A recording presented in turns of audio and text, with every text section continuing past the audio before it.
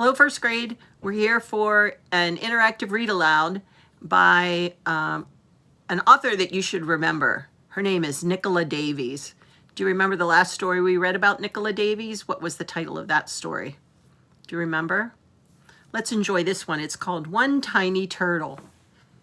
The illustrator on this one is Jane Chapman. Not the same illustrator, if you remember, from the last story that we read by Nicola Davies. So she writes in here about turtles. Sea turtles are related to tortoises and terrapins because they are reptiles. Oh, I'm missing Maya now, our resident in-class animal expert. She would be able to add to us for that. So Maya, I'm really missing you right now for that. Sea turtles are great wanderers, traveling thousands of miles each year, often far from land. This makes them difficult to study, so scientists are only just beginning to find out about their mysterious lives. There are 7 species of sea turtles. This book is about the loggerhead turtle. Loggerhead turtles live in seas all over the world. One tiny turtle. Far, far out to sea, land is only a memory.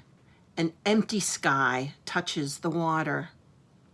Just beneath the surface is a tangle of weed and driftwood where tiny creatures cling. This is the nursery of a sea turtle. A nursery. I know nurseries are where babies sleep. I also know that a nursery can be a place where flowers grow. So I wonder what kind of nursery this is. Passing in a boat, you might not notice the turtle. Not much bigger than a bottle top, she hides in the green shadows. She's a baby, so her shell is soft as old leather. Just a little fish bite could rip it open, but the turtle is safe in her world of weed and snaps her beak on tiny crabs and shrimps. Turtles have shells that cover their backs and shells that cover their stomachs. The shells are made from bony plates that get bigger and harder as the turtle grows. So again, because it's a baby, everything is soft. The turtle swims around, flapping her long front flippers like wings. She is flying underwater. She pokes her pinprick nostrils through the silver surface to take a quick breath. So fast, blink, and you'd miss it. Then she's gone, diving down into her secret life again. Fish breathe underwater, but turtles are reptiles and they need to come up to the surface for air. They do this every 4 or 5 minutes when they are active. And when they're asleep, they can stay underwater for hours. Wow, what an interesting fact. For 3 or 4 years, maybe more, the turtle rides out the storms and floats through the hot calms. Steadily, she outgrows her nursery. Nobody sees her leave, but when you look for her, she has vanished all the same. A year or 2 later, she turns up close to land, bigger than a dinner plate now. She's not a fish snack anymore. Her shell is as hard as armor. Her head is tough as a helmet. She's grown into her name, Loggerhead. She has come to eat crabs. Millions swim up from deep water to breed in the shallows. Their shells crack as easily as hen's eggs in her heavy jaws. But in a week, the feast is over, and Loggerhead disappears again. Loggerhead wanders far and wide in search of food. In summer, to cool seaweed jungles where she finds juicy clams and shoals of shrimp. And in winter, to turquoise lagoons, warm as a bath, where she can munch among corals. Loggerhead may travel thousands of miles, but she leaves no trace or track for you to follow. Only good luck will catch you a glimpse of her. For 30 years, you might not find her. Then one summer night, she arrives. on the beach where she was born. She's found her way here, sensing north and south like a compass needle, feeling the current and the warmth of the waves. She remembers the taste of the water here and the sound of the surf. Male turtles wait just off the nesting beaches. They mate with the females, and then the females come ashore to lay the eggs. Loggerhead has grown in her wandering years. She's big as a barrel now. Floating in the sea, she weighs nothing, but on land, she's heavier than a man.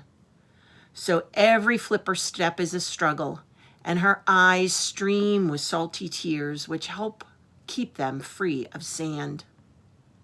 Coming ashore is very risky for sea turtles because they can easily overheat and die in the sun, so they only nest at night or in cool weather, and then they get back to the sea as soon as possible.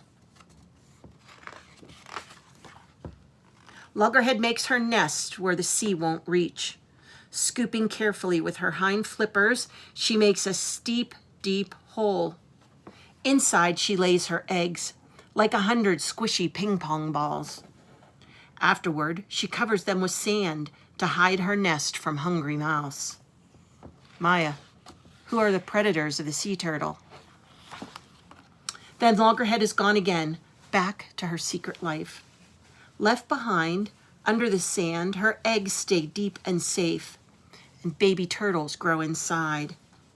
Females stay close to their nesting beach for several months, and in that time, they usually make at least 4 nests, sometimes as many as 10. Before the summer's over, they wriggle from their shells. Turtle eggs in warm sand can be ready to hatch in 6 weeks. If the sand is cool, they can take 3 weeks longer.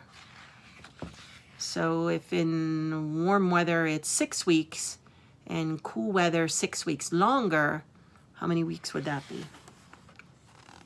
Above them on the beach, 100 eyes watch on the lookout for a meal, so the hatchlings wait until night. The horizon where the sea meets the sky tells baby turtles which way to turn to get to the water. But streetlights and buildings next to the beach can often confuse them and make them go the wrong way. Then they burst through the sand and they skitter toward the sea. In the dark, claws and beaks and grabbing paws miss only one young turtle. One day, she'll remember this beach and come back. But now she dives under the waves and swims and swims out into the arms of the ocean. Far, far out to sea, land becomes a memory, waiting for the wake in the head of the little turtle. The end. So at the end of this story, why do you think Nicola Davies ended the story the same way she began it? And at the end of this story, you'll find that there is a lesson on sea turtles where you can take a web quest or you can do an activity on turtles. You choose which activity you'd like to do at the end of this lesson on One Tiny Turtle by Nicola Davies. Thanks for joining me today, and stay well.